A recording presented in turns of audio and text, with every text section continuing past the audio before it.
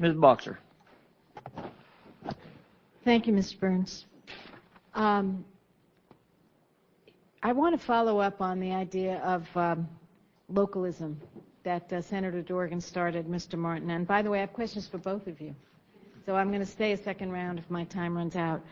When the FCC released its media ownership decision in 2003, Congress and the courts criticized the Commission for serious problems.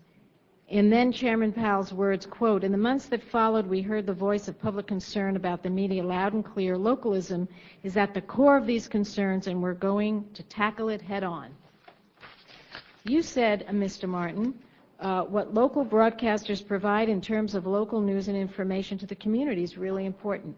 And you were quoted in the USA Today in October '05. So I appreciated that because I certainly agree with that. You still feel that way about the importance of localism? Oh, yes, I do. Okay. Now, in August '03, the FCC established a localism task force to study issues like the impact of media consolidation on local news programming. It is now 3 years later, and we haven't seen a release of any report or any policy recommendations from the staff. What has happened to that?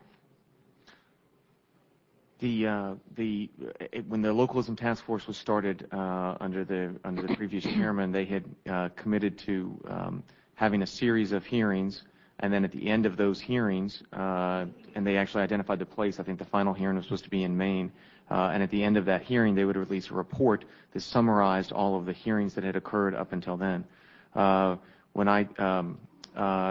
That was never completed by Chairman Powell. When I took over as chairman, it was already supposed to have been completed. I think the commission had originally promised to do that by the end of '04. By the end of '05. But we didn't end up completing it, and so at this point, we do need to do another localism hearing, which I've committed that the commission will go do. I appreciate that. And I've already started, and I asked the staff to go back. They had not done the summary that they had promised, and I asked them to go back and draft a summary of that, so we'll be able to make that publicly available. Okay. Well, let me tell you why I have a problem with your answer. I mean, I'm very happy with what you're going to do, but I think there's work that's been done, and it's been stifled. And I don't know who stifled it, but I have a copy of a draft report dated June 17th, '04, "Do Local Owners Deliver More Localism? Some Evidence from Local Broadcast News." And I ask that the copy of this be placed in the record. Without objection. Now, according to this report, have you seen this report? I haven't, and I wasn't chairman in June of '04. You haven't. So I have not seen that. So you don't think any of the commissioners saw this report? I think that the previous chairman may have, but I don't know if the other commissioners saw it. Okay, well, I'm going to ask you to please go back after you look at it again. I'm going to ask all the other commissioners to tell me if they ever saw this report, because according to it, local ownership, this is a quote, adds almost 5½ minutes of local news and over 3 minutes of local on-location news. That's over 5 minutes for each 30-minute local news broadcast. In the course of a year, this means locally owned stations provide over 33 more hours of regional news that's directly relevant and important to viewers. Now, this isn't national security, for God's sakes. I mean, this is important information about issues that are key to the people. I would suspect your own mom who lives in rural America. So I don't understand who deep-sixed this thing. I want to get to the bottom of it and find out if any commissioners saw this. And now we're starting all over again. Well, bless your heart, and I'm glad you did it, but I don't have great confidence.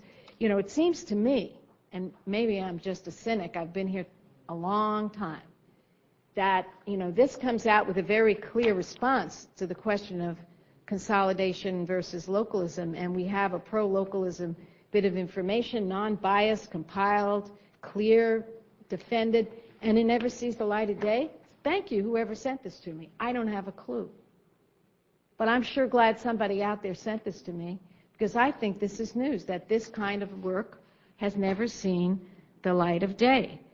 Do you have any clue who may have stopped the release here of this report? As I said, if it's dated in June of '04, I became chairman in March of '05. Were you a commissioner then? I was a commissioner then. Okay. And will you promise that you will read this report?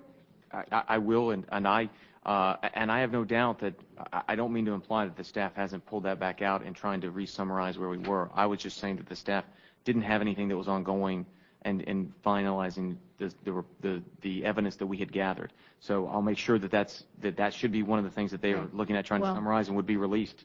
I will go back and make sure. Good, because I have to tell you, this is a piece of work. This isn't some lightly pulled together, deal.